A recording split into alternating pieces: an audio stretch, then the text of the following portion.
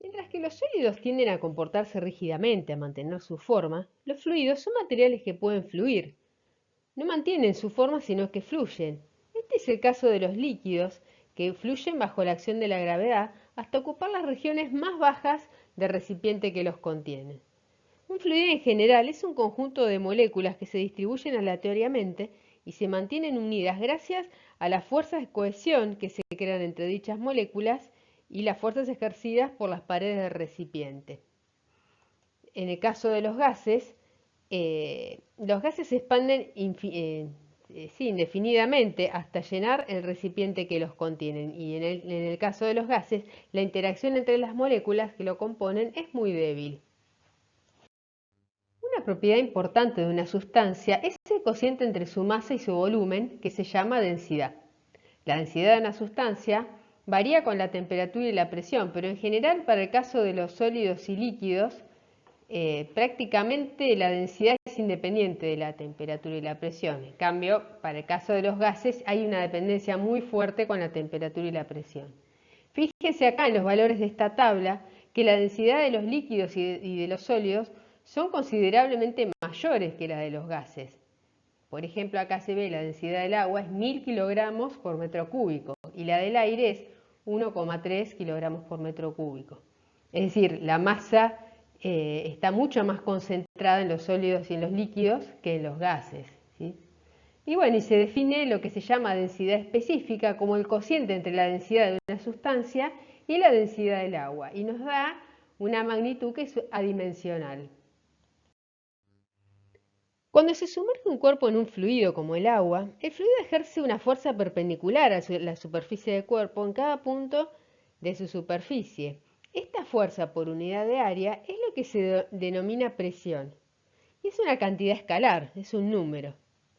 La fuerza que un fluido ejerce sobre una superficie tiene su origen en la colisión de las moléculas de fluido contra la superficie.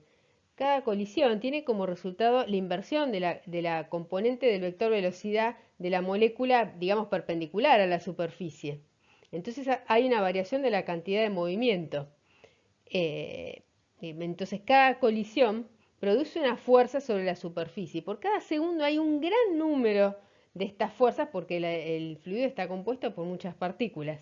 Entonces hay un gran número de estas fuerzas impulsivas, dando lugar a una fuerza macroscópica sobre la superficie. Y esta fuerza es la que da origen a la presión, ¿sí? Bueno, la unidad de presión en el sistema MKS es Newton sobre metro cuadrado, que se llama Pascal. Y también podemos expresar a la presión con otras unidades, como la atmósfera. La fuerza ejercida por un fluido en un objeto sumergido en cualquier punto es perpendicular a la superficie del objeto y tiende a comprimirlo. Recordemos ahora que la fuerza es un vector, pero la presión no, la presión es un escalar. No se asocia ninguna dirección a la presión, pero la dirección de la fuerza asociada es perpendicular a la superficie. Podemos pensar entonces que al aplicar una fuerza sobre una superficie, ésta se distribuye sobre la misma, originando una presión. Entonces, por ejemplo, si uno va a la nieve y utiliza raquetas de nieve, lo que ocurre es que todo su peso se distribuye en un área grande, que es el área de la raqueta, y se genera una presión baja sobre la nieve, y entonces uno se mantiene y se puede desplazar. Por otro lado, si uno se pusiera zapatos comunes, el mismo peso se distribuiría en una superficie menor, dando lugar a una presión mayor, y en ese caso la persona se hundiría. Sabemos que la presión aumenta a medida que aumenta la profundidad en el mar o en un lago. Uno tiene la experiencia cuando se sumerge, una sensación que le dan los oídos, y que disminuye con la altura. Los aviones tienen un sistema que aumenta la presión en el interior del avión respecto de la presión del aire que hay afuera. O sea que la presión va a variar con la altura de un fluido. En el caso de un líquido como el agua, cuya densidad es constante en todo su volumen, vamos a ver que la presión va a aumentar linealmente con la profundidad. Esto lo podemos ver fácilmente si consideramos, bueno, el líquido en equilibrio. Imagínense una porción imaginaria de fluido, un cilindro, que es el que está indicado en la figura, que como todo el fluido está en equilibrio, ese cilindro en particular va a estar en equilibrio. Entonces, para que esté en equilibrio, por la segunda ley de Newton, la sumatoria de fuerzas debe ser igual a 0. Entonces veamos cómo está indicado en el esquema. En la parte superior del cilindro hay una presión P0 y por lo tanto se ejercerá una fuerza P0 por área en la dirección de menos J. Por otro lado, si vemos la parte inferior de este cilindro, debido a la presión del fluido, se va a ejercer una fuerza presión por área hacia arriba.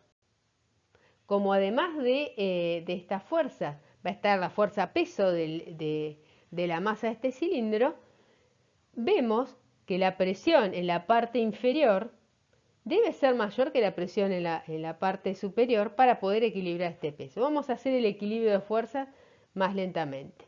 Entonces dijimos, en la parte inferior hay una fuerza en más J que es presión por área. Acá también está la fuerza peso mg en la dirección negativa. Y también está en la dirección negativa la fuerza que ejerce el fluido sobre la parte superior de este cilindro, que es presión 0 por área hacia abajo. Entonces la suma de todo esto tiene que ser igual a 0 porque este cilindro está en equilibrio. Ojo que también hay fuerzas laterales, pero estas se van a cancelar. Bueno, entonces, teniendo en cuenta que densidad es masa sobre volumen, masa es densidad por volumen. Y al volumen del cilindro lo vamos a escribir como la altura del cilindro H por el área de la sección transversal. Entonces, reemplazando esto en la primera ecuación, me queda que presión por área es presión en la parte superior por área más, en vez de la masa, ponemos ρ por A por H por G. Bueno, de acá podemos simplificar el área y llegamos a esta expresión, que la presión en la parte inferior es igual a la presión en la parte superior más ρ por G por H. O sea, en definitiva, lo que estamos obteniendo acá es que la presión aumenta linealmente con la profundidad, en el caso de un líquido en reposo y de densidad constante. Veamos un ejemplo de esto. Sabiendo que la presión en la superficie de un lago es una atmósfera, ¿a qué profundidad la presión es el doble? Sabemos entonces que en un punto de la superficie la presión es una atmósfera. Queremos averiguar a qué profundidad, o sea, dónde estará este punto en el cual la presión sea igual a 2 atmósferas. O sea, este punto estará a una profundidad h con respecto al punto de la superficie. Sabemos que esto es agua y la densidad es 1000 kilogramos por metros cúbicos. Entonces, utilicemos la expresión que vimos recién, que dice que la presión en el punto inferior va a ser igual a la presión en el punto de arriba más la densidad del agua por G por H. De acá despejo H y me queda que H es la presión P menos la presión en el punto de arriba sobre ρ por G. Esto da 10,3 metros. Este es un conocimiento que la gente que hace buceo lo tiene adquirido, que aproximadamente la presión en el agua va aumentando en la atmósfera a medida que la profundidad aumenta en 10 metros. Fíjense que el hecho de que la presión en el interior de un líquido en equilibrio solo depende de la profundidad y no de factores geométricos como la forma del recipiente, da lugar a que en un dispositivo como este, los puntos A, B, C y D, que están todos a la misma profundidad, en esos puntos la presión tiene que ser la misma. O sea que la presión es la misma en todos los puntos que están en la misma profundidad, independientemente de cómo sea el recipiente que contiene a este líquido.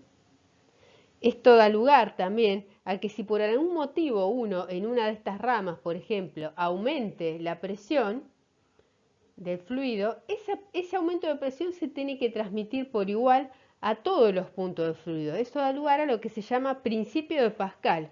Un cambio en la presión aplicado a un líquido encerrado dentro de un recipiente se transmite por igual a todos los puntos del fluido y a las propias paredes del recipiente. Una aplicación de esto lo constituye la prensa o elevador hidráulico. Fíjense que del lado del émbolo pequeño se aplica una fuerza F1 pequeña. Entonces la presión de este lado será F1 sobre área 1. Pero sabemos que la presión se tiene que transmitir por igual a todos los puntos de fluido. La presión a igual profundidad debe tener el mismo valor, o sea que la presión del otro lado del émbolo grande tiene que ser igual a la presión que hay del lado del émbolo pequeño. O sea que F2 sobre área 2 debe ser igual a F1 sobre área 1. Si pensamos en esta ecuación, vemos que para que se cumpla el valor de F2 tiene que ser más grande que el valor de F1. Es decir, al actuar sobre un pistón con un área mayor, la presión produce una fuerza que va a ser capaz de sostener al automóvil. O sea que ejerciendo una pequeña fuerza F1 del otro lado, se obtiene una fuerza grande F2 del lado que está, digamos, que queremos elevar el auto. Para medir presiones se puede utilizar un instrumento que se llama manómetro de tubo abierto. La parte superior del tubo se encuentra abierta y por lo tanto va a estar a la presión atmosférica. El otro extremo del tubo se encuentra unido a, por ejemplo, en este caso sería un gas que está encerrado a una cierta presión P, que es la que queremos medir. Entonces, lo que vamos a considerar es que en el punto B, que está indicado en el dibujo, la presión tiene que ser igual a la presión del gas. O sea, pensémoslo de la siguiente manera. Ahí hay una interfase en B. En la parte superior tenemos el gas que está a una presión P y del otro lado tenemos un líquido que está indicado acá en color celeste. Sobre esa superficie tiene que haber a ambos lados la misma presión. ¿Por qué? Porque si hubiera más presión de un lado que del otro, esta interfase, digamos, se desplazaría. Pero si esto está en equilibrio, a ambos lados de esta interfase debe haber la misma presión. Entonces lo que voy a pensar es que la presión en el líquido celeste, en el punto B, va a ser igual a la presión que tiene el gas que quiero medir.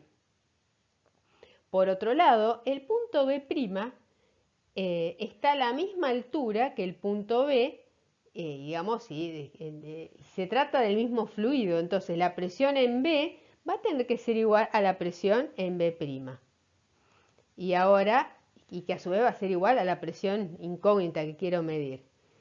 Y bueno, pensando en lo que estuvimos viendo de hidrostática, yo sé que la presión en el punto B' es igual a la presión que tengo arriba, que es la atmosférica, más la densidad del líquido celeste por G por la altura H. Pero bueno, la presión en B' dijimos que es igual a la presión P del gas. Entonces la presión P del gas sería igual a la presión atmosférica más la densidad del líquido por G por esta altura que está indicada acá como H. Así puedo medir la presión del gas. Se define la presión manométrica como la diferencia entre la presión real, digamos, y la presión atmosférica. Entonces, midiendo esta altura H, puedo determinar la presión manométrica de este gas. El barómetro de mercurio se utiliza para medir la presión atmosférica. La parte superior del tubo está cerrada y se ha hecho un vacío de forma tal que la presión en su interior es igual a cero. El otro extremo se encuentra abierto y a la presión atmosférica. Entonces, fíjense que el punto A y el punto B están a igual altura, por lo tanto deben tener la misma presión. Y a su vez yo veo por el esquema que la presión en B tiene que ser igual a la presión atmosférica. Por lo tanto, la presión en el punto A es igual a la presión atmosférica. Por otro lado, pensando en el punto A, puedo utilizar la ecuación de hidrostática que vi, que la presión en un punto de abajo es igual a la presión en un punto superior más ρ por G por H. Es decir, puedo pensar que la presión en A es la presión que hay arriba en el tubo donde se hizo vacío, que es 0, más ρ por G por H. Entonces, uniendo estas dos expresiones, llego a la conclusión que la presión atmosférica es igual a la densidad del mercurio por G por la altura de la columna. Y de esta manera puedo medir la presión atmosférica. En la práctica, la presión atmosférica también, la presión en general se mide en milímetros de mercurio, ¿sí? Por utilizar el mercurio como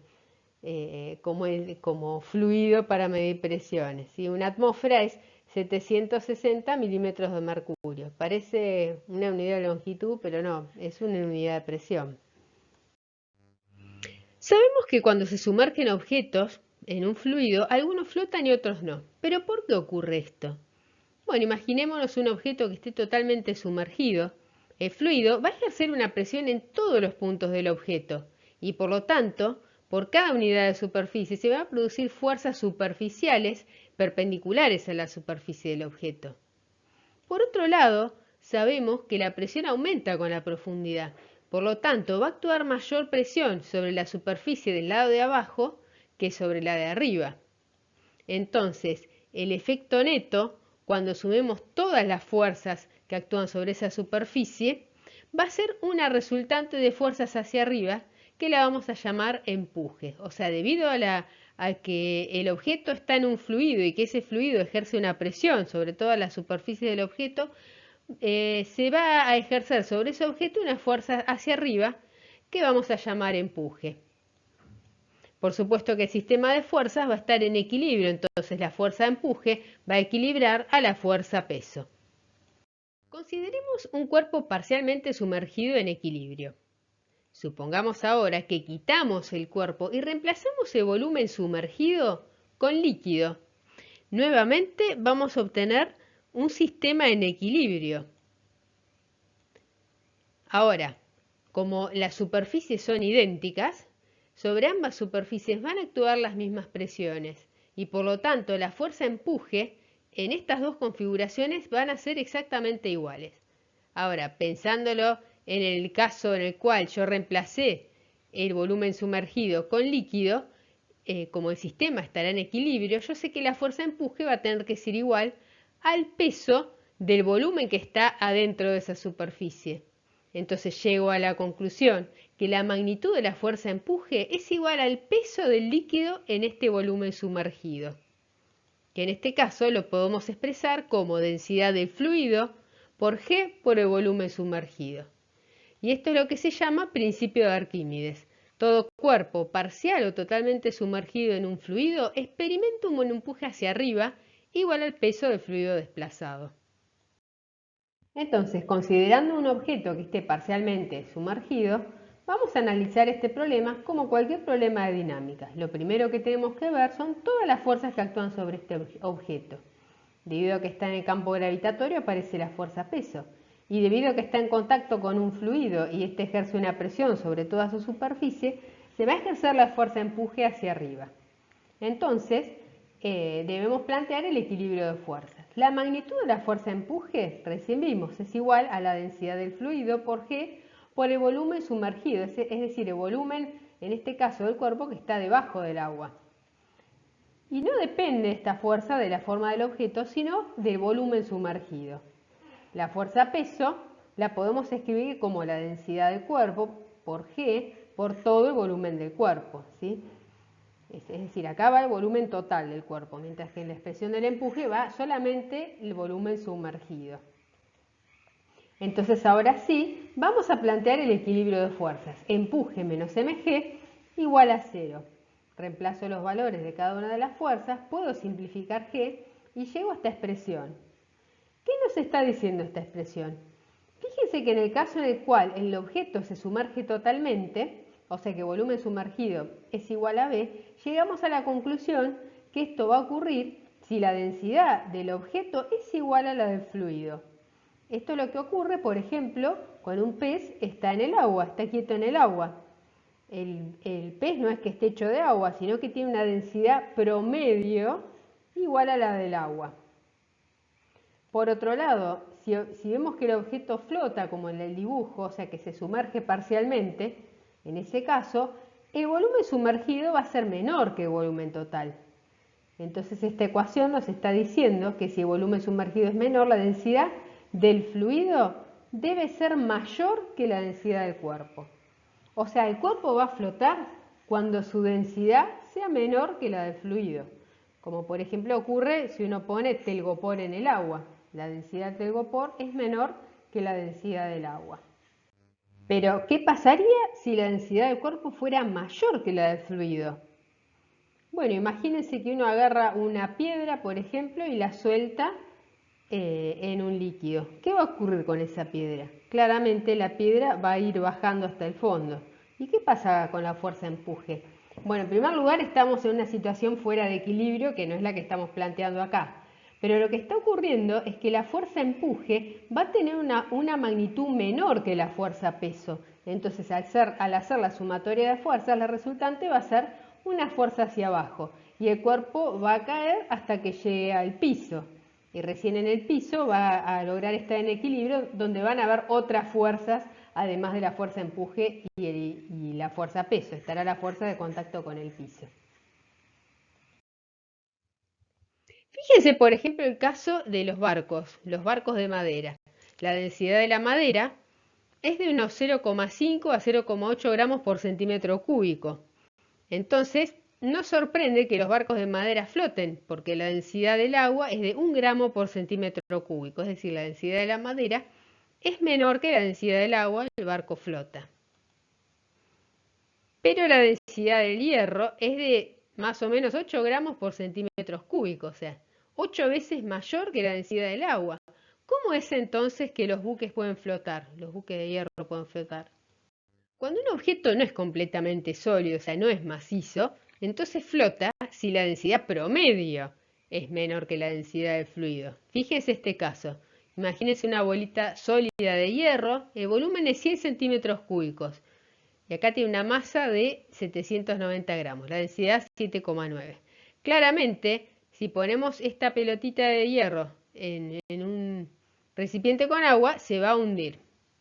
Ahora, imagínense una esfera de este mismo hierro, pero que sea hueca, de forma tal que tenga la misma masa, pero en un volumen 10 veces mayor. Fíjense que si uno saca la densidad promedio, que sería la masa total dividido el volumen total, le da 0,79 gramos por centímetro cúbico, que ahora sí da menor que la del agua, que es 1 gramo por centímetro cúbico. Entonces, claramente, los barcos de hierro flotan porque son huecos por adentro, entonces la densidad promedio es mucho menor que la del hierro. Por supuesto que si el barco tiene una fisura y bueno, le ingresa agua por el interior, ahí sí el barco se hundiría. Vamos a ver un ejemplo.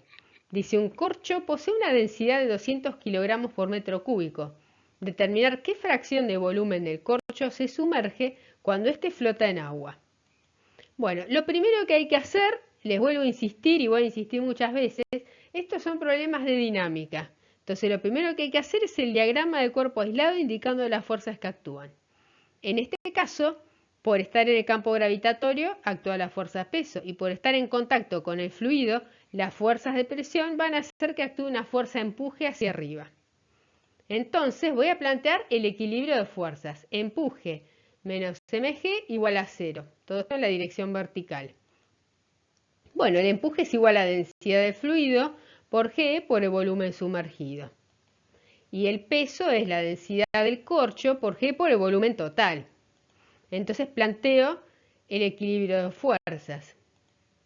Y de acá puedo sacar el cociente entre volumen sumergido y el volumen total. Es la densidad del corcho sobre la densidad del fluido.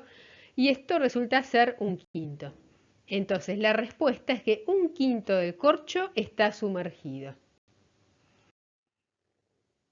Y ahora si el corcho estuviera sujeto al fondo del recipiente con una cuerda, ¿cuál sería la tensión de la misma? ¿Sí? Ahora tenemos otra fuerza más. Nuevamente, lo primero que hay que hacer es identificar todas las fuerzas. Vamos a tener la fuerza peso porque está en campo gravitatorio, el empuje porque está en contacto con el fluido y además la tensión de la cuerda que es hacia abajo. Entonces planteo la ecuación de equilibrio de fuerzas. Empuje menos tensión menos mg igual a 0. Entonces, empuje, densidad del fluido, por G por volumen sumergido, que en este caso es todo el volumen del cuerpo. Y bueno, el peso es densidad del corcho por G por todo el volumen del cuerpo. Entonces reemplazo en la ecuación y llego a una expresión para la tensión de la cuerda. Bueno, el empuje no solamente actúa sobre los cuerpos sumergidos en líquidos, también actúa sobre los cuerpos que están, digamos, sumergidos en un gas, como es la atmósfera. Los globos aerostáticos, por ejemplo, tienen volumen muy grande y se lo llena con helio, que es un gas que es más liviano que el aire, ¿sí? Entonces el globo asciende porque el empuje que el aire le aplica es mayor que su peso. El comportamiento de un fluido en movimiento puede ser en general muy complicado. Imagínense, por ejemplo, el agua cuando va cayendo por una cascada, se produce un flujo turbulento, ¿sí? Que es muy difícil de estudiar, aunque sea solo cualitativamente. Por consiguiente, nosotros vamos a considerar solamente flujos no turbulentos, en estado estacionario. Estado estacionario significa que la velocidad de las partículas del fluido no van a cambiar con el tiempo, sí puede cambiar en los distintos puntos del fluido. Además, vamos a considerar el fluido incompresible, es decir, no se puede comprimir. Eso implica que la densidad va a ser constante. Y por último, vamos a considerar el fluido no viscoso, es decir, que a medida que fluye no va a perder energía. Vamos a considerar que el fluido circula por un tubo de sección variable. En un cierto intervalo de tiempo, ingresa líquido por el área A1. ¿Sí? La cantidad de líquido que ingresa, el volumen de líquido que ingresa, va a ser el área, o sea, el volumen de este primer tubo que vemos acá abajo, el área por delta X, ¿sí? Que delta X va a ser la velocidad que tiene el fluido en el punto S, que es V1 por delta de T, el tiempo que transcurre. Bueno, por el hecho de ser un fluido incompresible, la cantidad de líquido que ingresa por el área 1 debe ser igual a la cantidad de líquido que sale por el área A2. Entonces llegamos a la conclusión que A1 V1 por delta T, lo que entra por A1, es igual a A2 V2 por delta T, lo que sale por el área 2. Acá podemos simplificar delta de T y llegamos a la conclusión que el producto del área por la velocidad va a ser igual a constante. A esta cantidad se la llama caudal. Y el hecho que el producto área por velocidad sea igual a constante es lo que se llama ecuación de continuidad. Lo que nos está diciendo es que donde la sección es menor, la velocidad va a ser mayor, ¿sí? Esto es lo que uno está acostumbrado a ver, por ejemplo, en una manguera. Si uno disminuye con el dedo el área de la manguera, uno observa que el fluido, que el agua, sale más rápido. Habíamos visto, cuando el fluido estaba en reposo, que la presión dependía de la profundidad.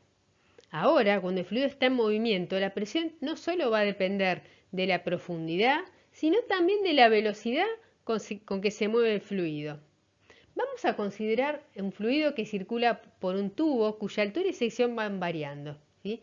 Si aplicamos el teorema de las fuerzas vivas a una porción del fluido, vamos a obtener la relación que hay entre presión, altura y velocidad de un fluido incompresible, no viscoso y en régimen estacionario. Tanto la fuerza peso como las fuerzas superficiales debidas a la presión van a realizar trabajo sobre este elemento de volumen. La demostración se las voy a dejar al final del PDF.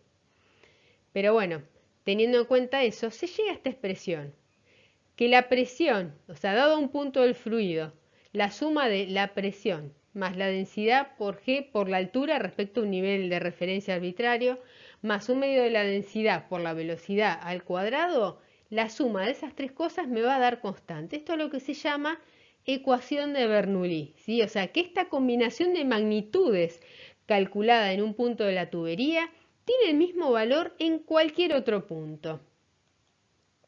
Pero ojo, la ecuación de Bernoulli solo es válida, como dijimos recién, para fluido estacionario, incompresible y no viscoso. O sea, no la podemos aplicar en cualquier situación. Hay que asegurarse que se cumplan estos tres requisitos. Y en particular, si la velocidad del fluido fuera igual a cero, o sea, consideramos el caso de un fluido en reposo, obtenemos la expresión que ya habíamos visto previamente. Como un ejemplo de esto, vamos a considerar un tanque de sección grande que está abierto arriba a la atmósfera y que tenga un pequeño agujero a una altura hb del piso. Vamos a calcular con qué velocidad sale el líquido por el agujero en B.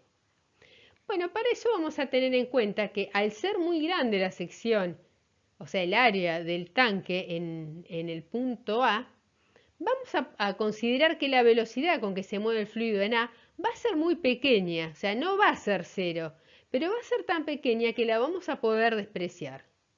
Además, tanto en A como en B, el tanque está en contacto con la atmósfera, por lo tanto, la presión en A y en B va a ser igual a la presión atmosférica. Bueno, fíjense que en el punto A yo tendría toda la información para calcular la ecuación de Bernoulli. Tengo la altura, tengo la velocidad que es cero y tengo la presión.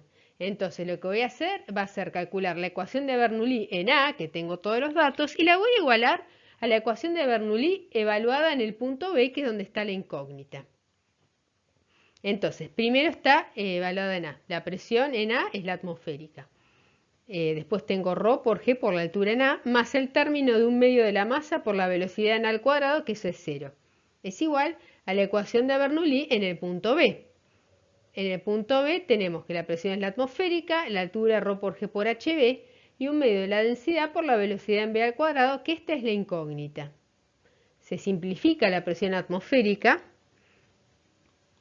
y de acá despejo el valor de la velocidad en B, que me da 2 por G por la diferencia de la altura entre los puntos A y B del tanque. Bueno, fíjense que este valor de la velocidad de B, o sea, la velocidad con la que sale el fluido en B, es igual a la rapidez que adquiriría una partícula que se dejase en caída libre desde el punto A después que recorre esa altura delta H. ¿Sí? Da exactamente lo mismo que un objeto en caída libre. Bueno, esto se llama ley de Torricelli. Veamos otro caso. Supongamos un tubo que está horizontal y que la sección va cambiando. Voy a analizar puntos que están a igual altura. Entonces la ecuación de Bernoulli no me va a aparecer, y pongo el 0 ahí, no me va a aparecer el término de altura. Llego a que presión más un medio de ρ por B al cuadrado va a ser igual a constante en los distintos puntos que están a esta altura de este tubo. Bueno, por la ecuación de continuidad, que me dice que el área por la velocidad es constante, me doy cuenta que donde el área es menor, la velocidad va a ser mayor.